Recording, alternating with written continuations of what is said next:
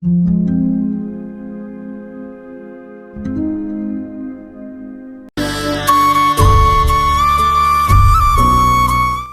রে প্রবাস, প্রবাসী জীবন।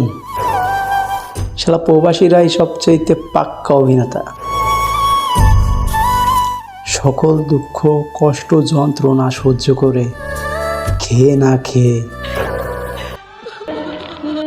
এত যন্ত্রণা কষ্টের মাঝেও ঠোঁটের কোণে এক চিমটে হাসি রেখে পরিবারের সামনে বলে, আমি ভালো আছি। প্রবাসে আইবেন ভাই, আইসেন। হ্যাঁ, কিন্তু একটা কথা, ভালো থাকার অভিনয়টা শিক্ষা আইসেন।